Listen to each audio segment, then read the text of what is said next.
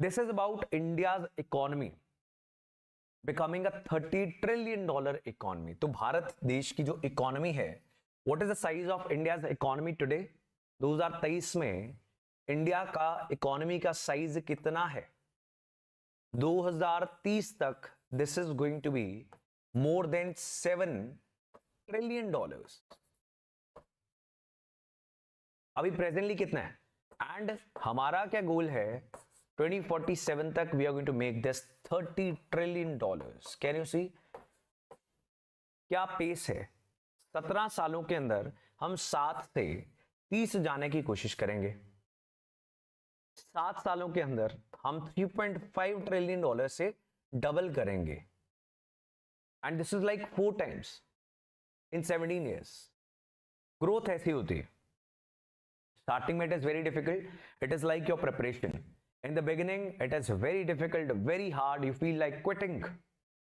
But if you keep going, 6-8 महीने के बाद आपको सब कुछ बहुत स्मूथ लगना स्टार्ट हो जाता है.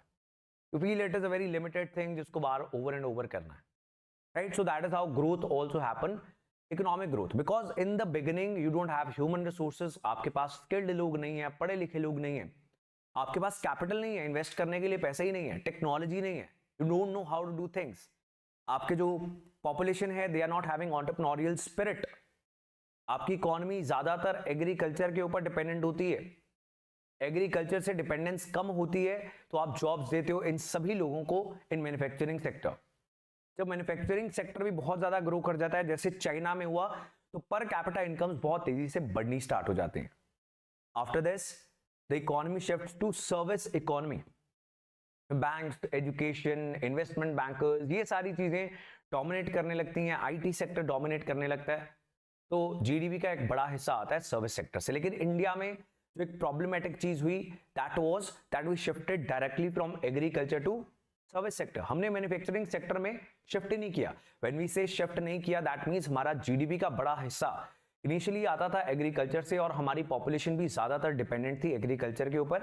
आफ्टर दैट होना यह चाहिए था कि पॉपुलेशन की dependence as well as GDP में कितना हिस्सा है वो मैन्युफैक्चरिंग का प्रोमिनेंट हो जाए, लेकिन ऐसा नहीं हुआ. ये हो गया सर्विस सेक्टर का as a result of IT sector में जो बूम आया, सॉफ्टवेयर इंडस्ट्रीज में जो बूम आया, बीपीओस खुलने लग गए, कॉल सेंटर्स खुलने लग गए अमेरिकन कंपनीज के इंडिया में. Now the problem was service sector की ग्रोथ के चलते इंडिया की ग्रोथ तो हो गई, जीडीपी तो बढ़ती दिख रही है, लेकिन सर्विस सेक्टर नौकरियां नहीं दे पाता.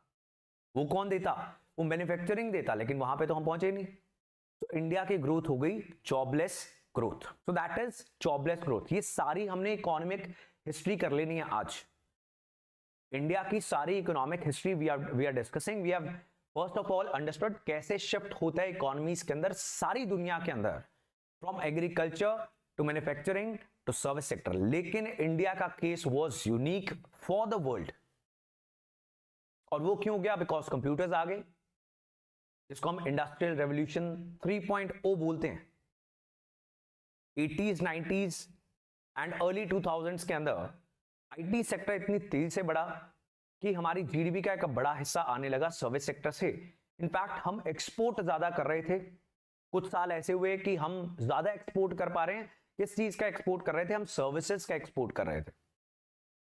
सो वी इनकर्ड जॉबलेस ग्रोथ. बहुत सारे एग्जामिनेशंस में जब जॉबलेस ग्रोथ की चर्चा होती थी, बहुत सारे क्वेश्चंस पूछे गए, what is jobless growth, right? I hope this is clear. इतनी बात क्लियर है, फिर आगे बढ़ेंगे, because we are going to discuss prime minister Modi and government of India vision की 2047 तक कैसे हम $30 ट्रिलियन की इकोनॉमी बनेंगे.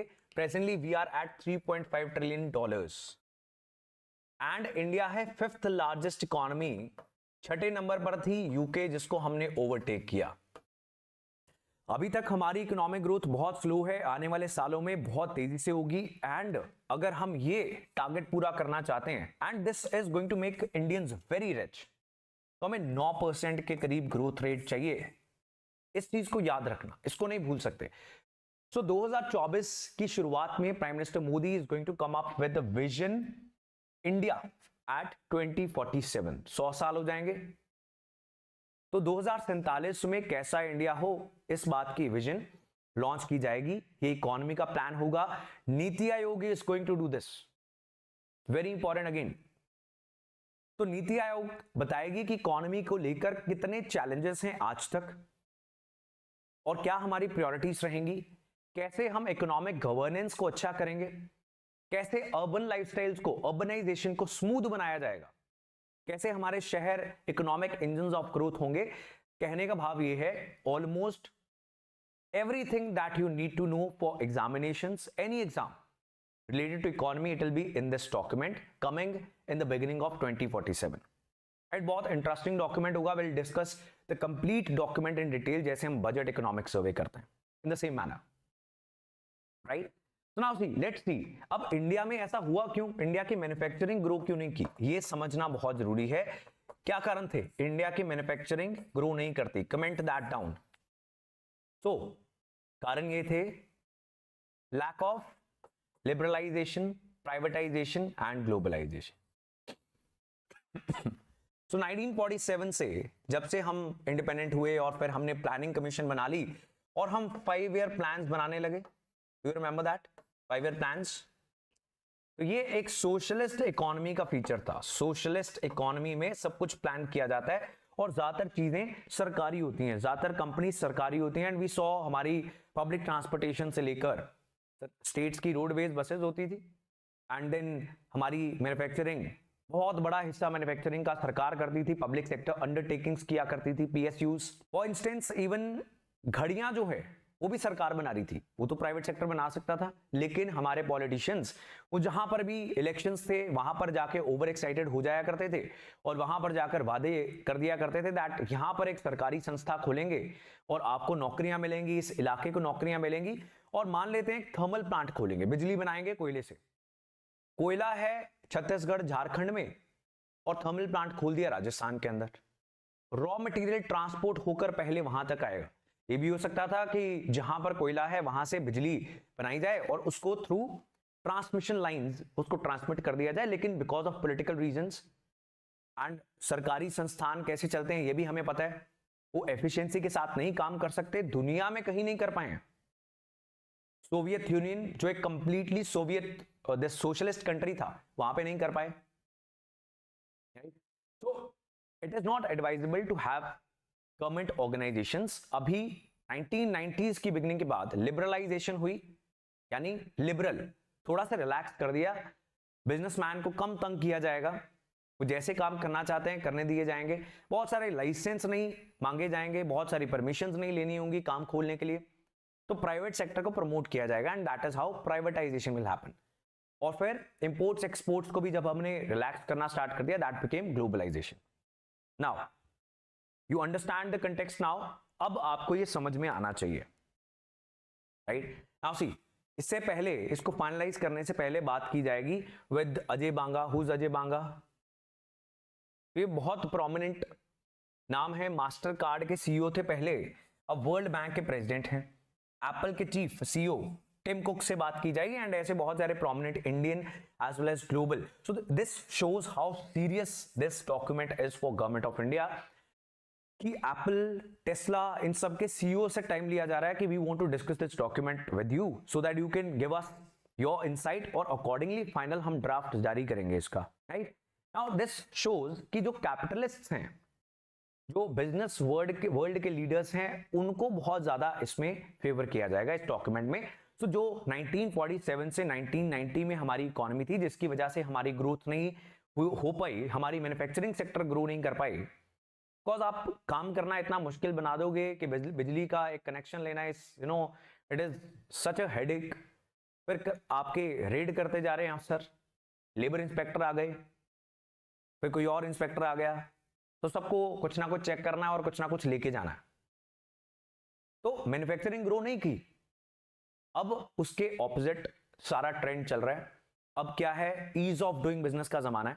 And now we are trying to make it very easy. तो इसीलिए इन सभी बिजनेस लीडर से पूछा जाएगा तो क्या कहेंगे ये, they are going to say कि भाई इतनी परमिशंस नहीं होनी चाहिए. सेल्फ डिक्लेरेशन के आधार पर काम कोई भी व्यक्ति शुरू कर दे, सेल्फ डिक्लेरेशन करे कि मैं कोई भी एनवायरमेंटल लॉ को ब्रीच नहीं करूंगा, और अगर करता हुआ पकड़ा जाए तो पेनल्टी लगा दो. But don't make people run from one office to second office to third office every year to get permissions, to get license, to this that. इसको बोलते हैं ease of doing business, right? So इस document में we are going to discuss कि कैसे हम present जो हमारा ग्लोबल इकोनॉमी में शेयर है प्रेजेंट है 3.5, 1991 में था 1.1%. सो दुनिया की इकोनॉमी का 1.1% हिस्सा 1991 में था, बहुत तेजी से बढ़ के 3.5% हो गया. It is going to increase at a very fast pace. अभी कोई भी सरकार आती है वो रिफॉर्म की बात करती है, सुधार की बात करती है इकोनॉमी के अंदर. एवरीबडी इज फाइटिंग कि हम ज्यादा एफडीआई लेके आए, हमारे समय पर ज्यादा कंपनीज इंडिया में आई, हमारे समय पर ज्यादा नौकरियां दी गई. तो एवरी पॉलिटिकल पार्टी नाउ, पहले नहीं था, पहले क्या बोला जाता था कि देश को बेच दिया. अगर कोई अमेरिकन कंपनी आ जाती थी, कोक को बैन कर देती थी कुछ सरकारें आके, और ये एक पॉलिटिकली एक एडवांटेजियस चीज थी कि मैंने कोक बैन कर दी. ऐसे प्रधानमंत्री खुद इंटरफेयर करके इंडिया में कोक बैन करवाया करते थे. These kind of things. अभी ऐसा नहीं होता. अभी अगर कोई भी फॉरेन कंपनी के साथ ऐसा किया जाएगा, nobody is going to invest in India. वो तो भाग जाएंगे और भी कोई नहीं आएगा. इन्वेस्टमेंट नहीं आएगी, कैपिटल नहीं आएगा, तो नौकरियां नहीं मिलेंगी. Now see the final plan, this is very important, should have some ideas to help navigate such challenging reforms. तो बेसिकली कैसे इन सुधारों को स्मूथ बनाया जा सकता है. जैसे जीएसटी लागू करना वाज नॉट वेरी गुड. मतलब जीएसटी इन इटसेल्फ तो बहुत अच्छी चीज है, लेकिन जिस तरीके से उसे लागू किया गया तो सभी छोटे व्यापारियों को खासकर बहुत झटका लगा. They were not ready for it. जैसा कहा गया था कि एक देश एक टैक्स होगा, ऐसा भी नहीं हुआ. बहुत सारे टैक्सेस हैं, 5%, 18%, 28% एंड सो ऑन. तो it was not very nicely executed. The plan was very good. Similarly उससे पहले डीमोनेटाइजेशन कर दी. तो ऐसी चीजें करना is not very healthy because this leads to uncertainty and policy certainty is very important for global investors. क्योंकि global investors नहीं चाहते कि हम पैसा लगाएं, 3 महीने बाद सरकार रात को उठे और बोले कि सारे नोट बंद, सारे देश के पास पैसा ही नहीं है हमारा सामान खरीदने के लिए. तो ऐसी अनसर्टेन चीजें जब सरकारें करती हैं तो global investors they are not very happy about that economy. और सारी दुनिया है इन्वेस्ट करने के लिए, so why would they be investing in such a country जहां पर ऐसी अनसर्टेनिटी हो. Right, is it clear till now? Are you getting some context?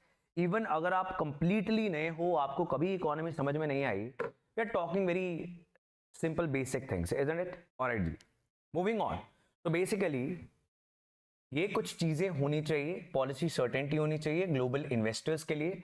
और जितने भी सुधार बहुत सालों से पेंडिंग है, लेबर रिफॉर्म्स हैं, लैंड रिफॉर्म्स हैं एंड सो ऑन, ये सारे सुधार जल्दी हो जाने चाहिए. सो that is about this article of India becoming the $30 trillion economy. और पर कैपिटा इनकम बहुत तेजी से बढ़ जाएगी. लेकिन 9% की ग्रोथ इंडिया में करना इट इज नॉट इजी. उसके लिए बहुत सारे कदम उठाने पड़ेंगे. So that is a big challenge. Will see what India does. Alright, shall we move on? I hope you had some good overview. इसके बाद आप रीडिंग करोगे, 10 मिनट लगने चाहिए. You should be understanding everything, right? Like वही सब बातें लिखी हुई हैं. क्या करना है हमें?